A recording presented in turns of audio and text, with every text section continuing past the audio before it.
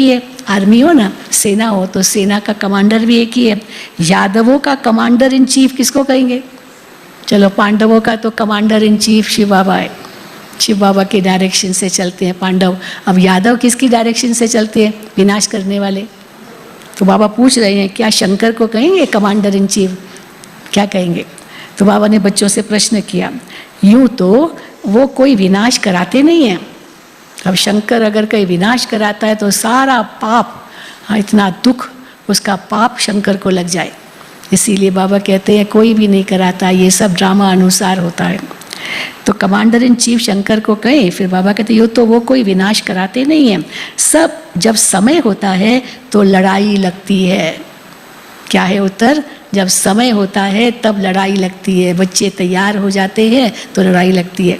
अभी भी कई कहते हैं क्यों नहीं इंडिया ने लड़ाई की, आगे क्यों नहीं आगे बढ़े, क्यों विराम कर दिया, युद्ध विराम कर दिया, आगे बढ़ना चाहिए। लेकिन बच्चे तैयार ही नहीं हुए क्योंकि आगे बढ़े और ब्रह्मोस यूज़ करे और आगे और वो एटम बॉम्ब फेंके तो पता नहीं ख़त्म, अभी विनाश हो जाए, लेकिन बच्चे तैयार नहीं हैं।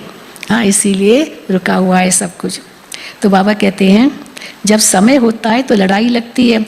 तो कहते हैं शंकर की प्रेरणा से मूसल आदि बनाते हैं। ये सब कहानियाँ बैठ बनाई है। पुरानी दुनिया ख़त्म तो ज़रूर होनी है ना। मकान पुराना होता है तो गिर पड़ता है, कोई तोड़े या न तोड़े, हाँ, अपने आप भी गिर पड़ता है।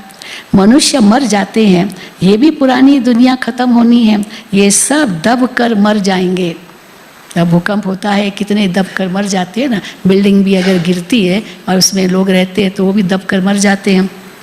सब दब कर मर जाएंगे। कोई डूब मरेंगे, कोई डूब मरेंगे, कोई शॉक में मरेंगे, हार्ट फेल भी हो जाते हैं उस समय।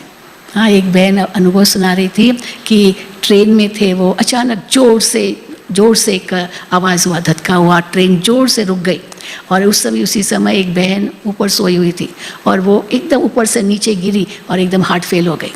मानो उसी समय उसकी डेथ हो गई। तो डेथ हो गई, मानो इतना शॉक आया उसको, तो हार्ट फेल हो गई। तो बाबा कहते हैं कोई शॉक में मरेंगे, बॉम्ब्स आदि की जहरीली वायु भी मार डालेगी। अभी भी कहते हैं कि वहाँ उनका जो न्यूक्लियर केंद्र है वहाँ उसको भी क्षति पहुँची है, तो रेडिएशन कुछ फैल रहा है। तो देखो बाबा कहते हैं कुछ भी हो सकता है।